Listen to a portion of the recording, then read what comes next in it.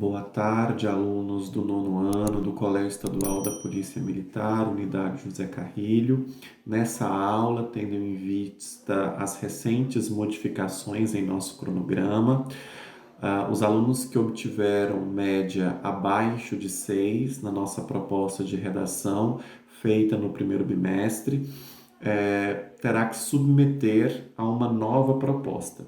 Sendo assim, nessa videoaula eu procurei discutir com vocês e procurarei dar alguns exemplos acerca de produções textuais feitas por vocês em outros contextos. Evidentemente que a autoria ficará implícita, apenas para que vocês possam ter alguns direcionamentos acerca de como que a produção ela verdadeiramente precisa ter algumas compreensões estruturais. Por isso que eu optei por trazer dois textos. O primeiro exemplificando uma produção mal sucedida e uma outra em que eu consigo dar alguns exemplos de bons resultados, certo?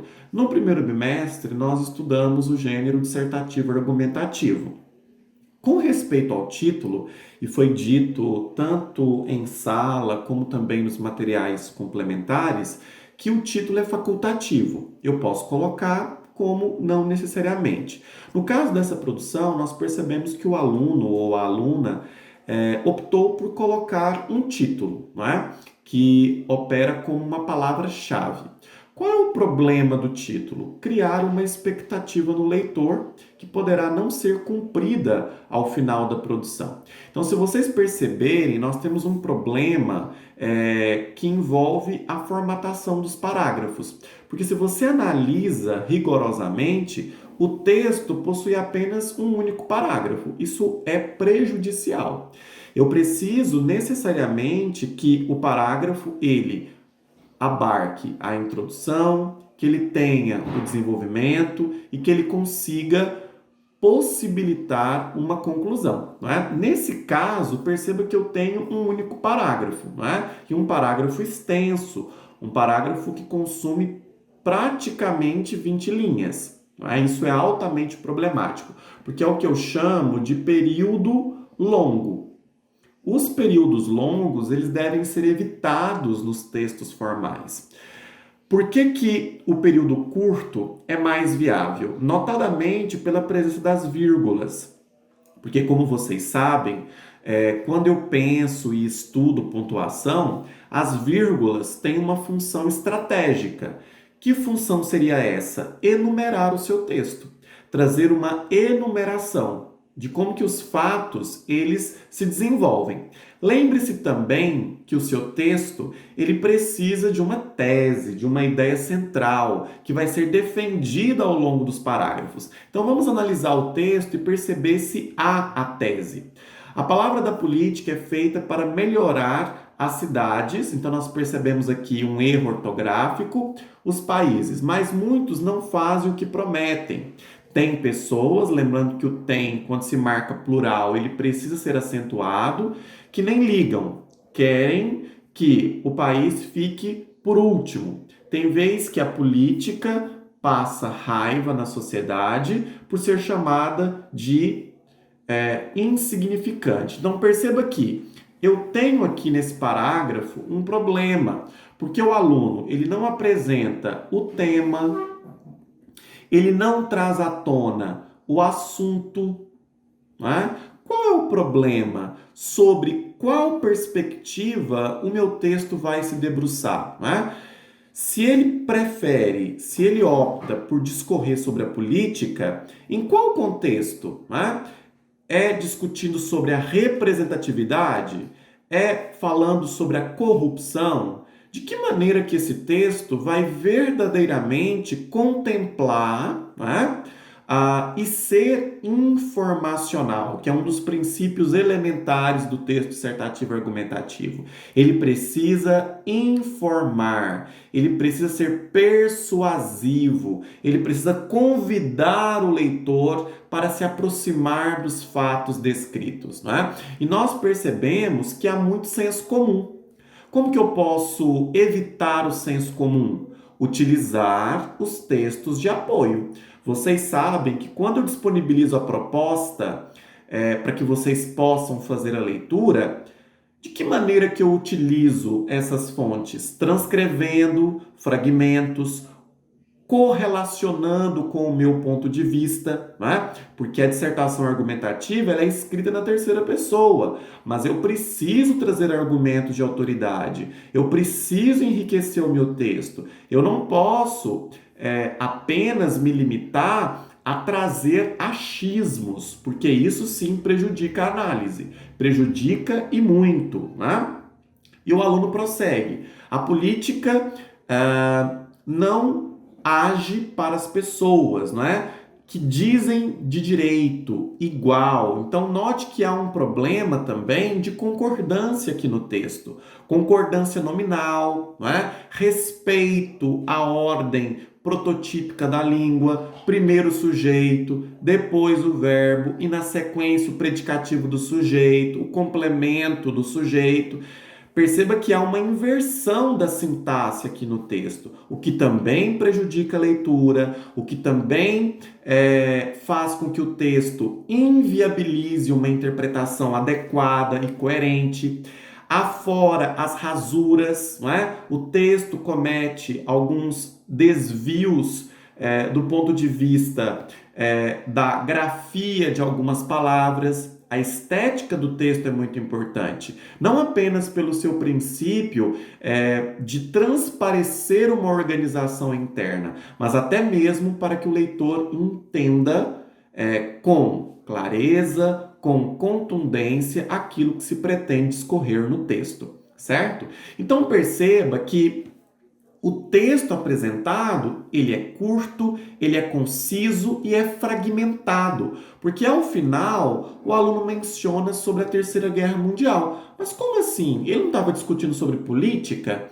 Qual a relação entre política e a Terceira Guerra Mundial? Esse é o problema. Perceba que aqui nós temos o que se chama de fuga ao tema.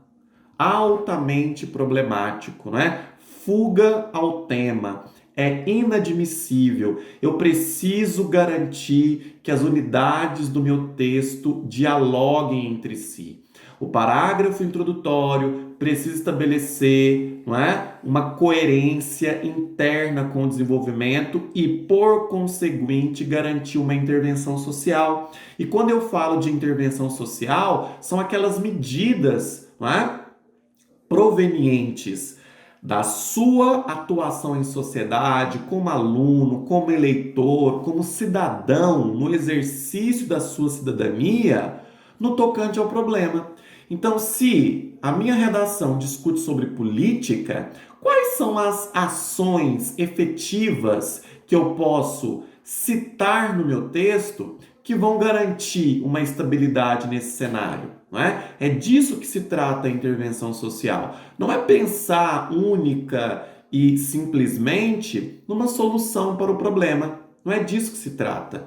Mas propor ações exequíveis, ou seja, ações que possam vir a acontecer e propor uma mudança substancial no problema. Então nós percebemos que essa redação, ela acaba tendo problemas de progressão textual, não é? Porque ela não exemplifica, ela não contextualiza, ela não traz discurso de autoridade, ela não é persuasiva, ela se limita ao achismo, não é? Ela se limita ao senso comum e não apresenta uma progressão textual. Certo? Então vamos verificar uma produção que tenha cumprido com esses requisitos, não é? Então note como esteticamente a redação ela traz algumas diferenças, a começar pela paragrafação, não é? O aluno ou a aluna em questão teve o devido cuidado de marcar o início e o fim do parágrafo. Então eu sei perfeitamente que aqui é a introdução, eu consigo identificar que há um desenvolvimento e que eu tenho uma conclusão. Olha como que o texto ficou organizado, né? Olha como que o texto tem uma clareza visual. Isso porque eu ainda nem fiz uma análise, mas eu tenho uma progressão que é cronológica. O aluno inseriu um título, O Poder do Povo. Olha que sugestivo esse título, não é? Porque quando eu tenho um título que me oportuniza para o debate, que traz clareza, que traz exemplificação, é muito mais efetivo. E o aluno começa.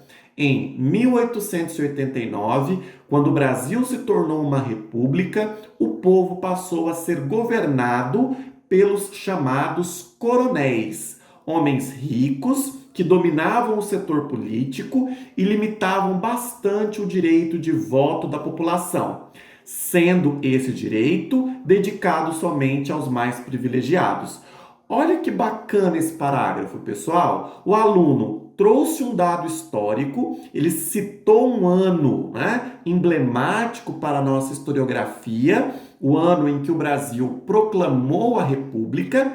Só que olha que interessante, né? O aluno compara o fato de ter proclamado a República e nós termos uma política para poucos. Então, olha como que ele une um fato histórico, um fato representativo, importante, com o tema. Então, perceba que ele trouxe um fato, só que ele não se limitou apenas a citar, ele está argumentando, ele está construindo o texto, né?